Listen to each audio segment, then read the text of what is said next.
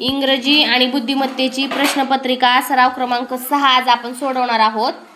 प्रश्न बघा पहिला आहे, वाचा सगळ्यांनी मिळून वाचा. Choose the word that begins with different sound. हां म्हणजे काय? म्हणजे वेगळा वेगळा सुरुवातीचा जो शब्दाचा ध्वनी आहे, साऊंड आहे, तो वेगळा कुठला आहे? डिफरंट म्हणजे वेगळा साऊंडने सुरू होणारा शब्द. बिगिन्स म्हणजे सुरुवातीचा ध्वनी. मग सांगा पर्याय वाचा. Cat, kitten, cycle, croc. Croc येईल का ते? COCK सांगा मग. ऑप्शन नंबर 2 येईल का 3 येईल? तर मग 2 म्हणतोय का रे? याचा अर्थ आपण पर्याय नीट वाचलेले नाहीत म्हणून आपलं उत्तर चुकलं. प्रणव बोट ठेवा की, कुठं पर्याय तिथं बोट ठेवा. हा परत एकदा वाचा. अशा सिली मिस्टेक होतात.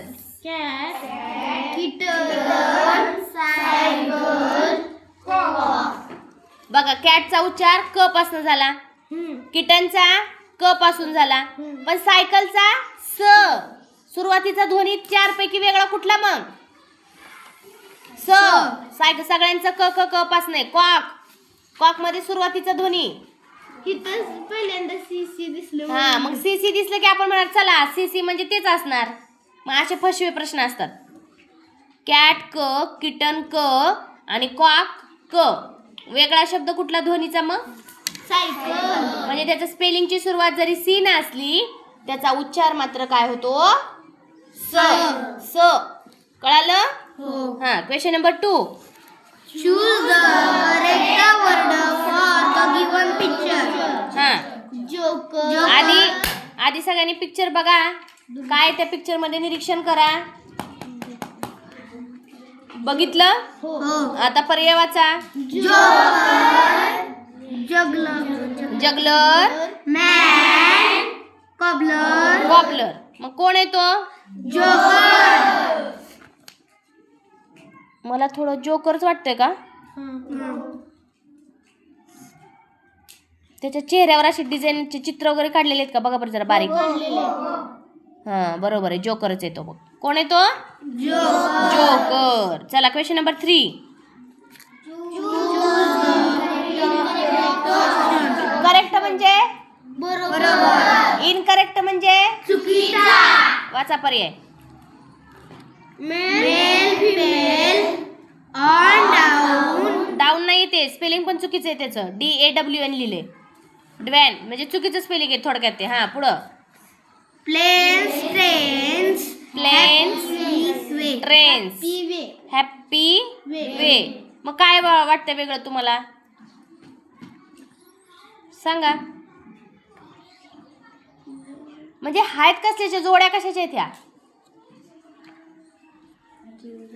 म्हणजे नेमके कशावर आधारित आहेत हे जोड्या तेवढं तरी सांगा. Following word. त्याला फॉलोविंग नाही म्हणत, त्याला रायमिंग वर्ड. फॉलोविंग म्हणतोय. रायमिंग वर्डच्या जोड्या दिलेत ह्या. म्हणजे ज्या 2 शब्दांचा शेवटी उच्चार एकसारखा होतो. म्हणजे नाही का, man, fan, can, dog, fog, है की नाही? त्याला ज्याचा उच्चार सारखा होतो शेवटपर्यंत, उच्चार समान उच्चार असणारे शब्द, त्याला म्हणायचं रायमिंग वर्ड. मग आता ह्याच्यामध्ये उच्चार करा. ऑप्शन 2 येते. मेल, फेल करेक्ट आहे. ऑन आणि DAWN चुकीचे. हा चुकीचा आहे शब्द. प्लेन्स, ट्रेन्स, बरोबर. हॅपी वे. बरोबर. नाही हॅपी वे चुकीचं आहे रे. ऑन डॉ नाही DAWN बाळांनो. तिथं बहुतेक मला वाटते एच्या जागी ऑ आहे. तिथं प्रिंटिंग मिस्टेक झालेली आहे. तिथं स्पेलिंग काय असणार आहे? DOAWN. म्हणजे त्याचा उच्चार काय होईल मग? डाऊन होईल ना. डाऊनचं स्पेलिंग काय आहे? DOWN. बरोबर आहे की नाही? On, down.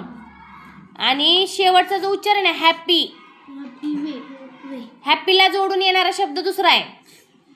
हॅपी नाही हॅपी सॅड हे विरुद्धार्थी शब्द झाला. आपलं यमक यमक चालले, यमक रायमिंग वर्ड चाललेत आपले. इथले रायमिंग वर्ड चाललेत आपले. कुठे आहेत रायमिंग वर्ड्स आपले?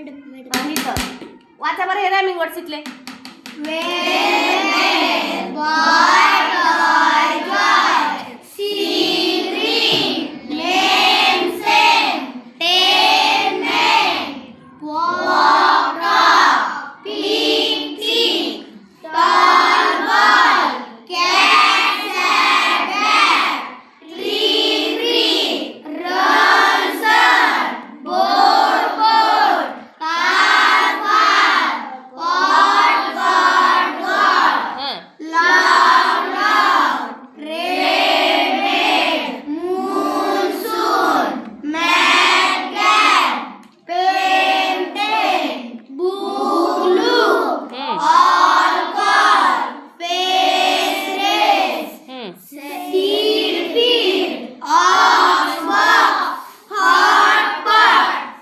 Rhyming words. मग आता शेवटचा जो शब्द आहे ना हॅपी, हॅपीच्या जागी पप्पी शब्द पण आला असता. पप्पी म्हणजे कुठलं? कुत्र्याचं पिल्लू, त्याला पप्पी म्हणतात बरं का. इंग्रजीच्या गाईडमध्ये आपल्याला प्राण्यांचे आवाज, प्राण्यांच्या पिल्लांची नावं, प्राण्यांच्या राहण्याचं ठिकाण दिलेलं आहे ना. त्याच्यामध्ये पप्पी हा शब्द आहे. PUPPY. पप्पी म्हणजे कुत्र्याचं पिल्लू. हॅपी पप्पी. तो जरी शब्द इथं राहिला असता तरी हे बरोबर होतं. पण इथं हॅपी त्याचा उच्चार त्याला जोडून आलेला दुसरा शब्द वे हा चुकीचा आहे. म्हणून इनकरेक्ट ऑप्शन आपण कुठला निवडणार आहे? पर्याय क्रमांक 4. किती जणांना समजलं? ओके, चला next question. Right opposite of always. काय मग ऑलवेज म्हणजे? अपोजिट वर्ड्स आपण शिकलेलो आहे. ऑलवेज म्हणजे नेहमी, सारखा. मग त्याचा पर्याय वाचा म्हणजे तुम्हाला अजून लक्षात येईल. Never, everything, now, today. आता या चारही शब्दांचे तुम्हाला अर्थ माहित पाहिजेत, तेव्हा तुम्हाला कळेल अपोजिट वर्ड्स कुठला आहे. ऑलवेज म्हणजे नेहमी. नेवर म्हणजे कधीच नाही, नेवर.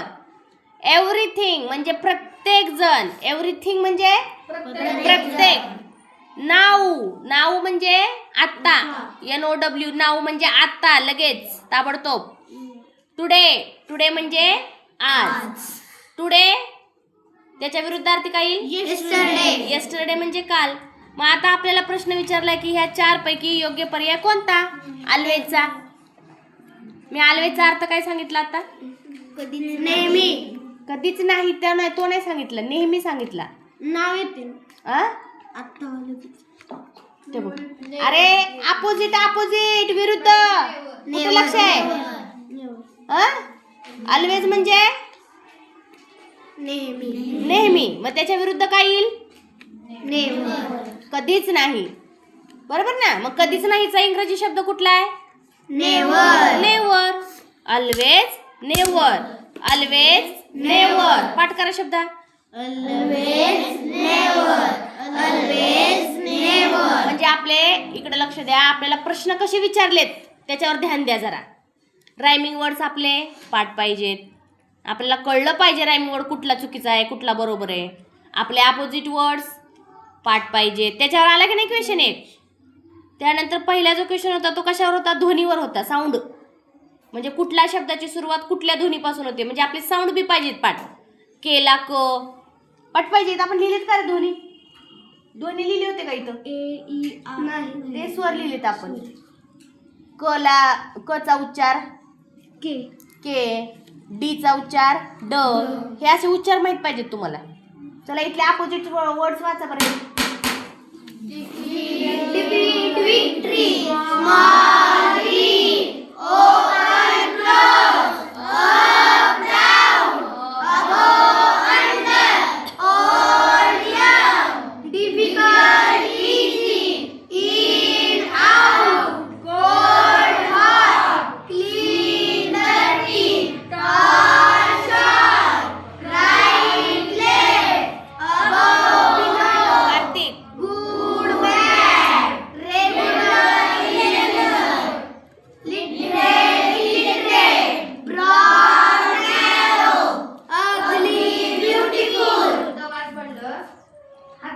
हात खाली घे. हात खाली घे. हात खाली घे. शब्द वाच म्हणलं तिकडे जोड करतो. इकडे पुढं करतो. तिकडे लिहिले शब्द. तिकडे बघ की. बघ इकडे. इकडे लिहिले शब्द. तिकडे बघ. बघ याच्यावर. दिसते का शब्द? हा तोंड करा की तिकडे जर दिसत नाही तर. मार्क बसलाय. हा timid, shy, beautiful, careless, success, failure, kind, unkind, happy, sad, right, wrong, advantage, disadvantage, safe, unsafe, true, false. ठीक आहे. एवढे तरी कमीत कमी आपले अपोजिट वर्ड्स पाठ पाहिजे. वाचा म्हणले की वाचलं पाहिजे. गप्पा मारत नाही बसलं पाहिजे खाली. काय सायजी? हां नेक्स्ट क्वेश्चन.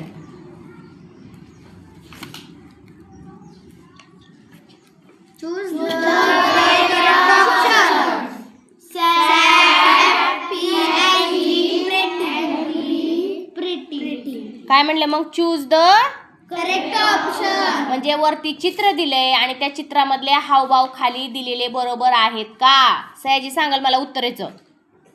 पहिला जो शब्द आहे सॅड, करेक्ट ऑर इनकरेक्ट? सांगा की पटपट. Incorrect. दुसरं हॅपी. तिसरं अँग्री. Correct. अँग्री हा चेहरा जो त्या मुलीच्या चेहऱ्याचा हावभाव जो आहे तो रागावलेली आहे ती मुलगी. त्याला आपण इंग्लिशमध्ये काय म्हणतो? Angry. मग ती भावना आज व्यक्त केलेली चित्र आणि खालचा शब्द ही योग्य जोडी आहे. प्रीटी म्हणजे काय रे? प्रीटी म्हणजे थोडक्यात खुश झाल्यावर आपण नाही का चेहरा करतो, खुश समाधानी असल्यावर. पण ती चौथ्या चित्रातली मुलगी काय झालेली आहे? तिला वाईट वाटलेलं आहे कसलं तरी. मग त्याला प्रीटी शब्द येत नाही. म्हणजेच ह्या पाचव्या क्वेश्चनचं उत्तर आहे 3. सांगा की पटपट. पर्याय क्रमांक म्हणा की. क्रमांक 3.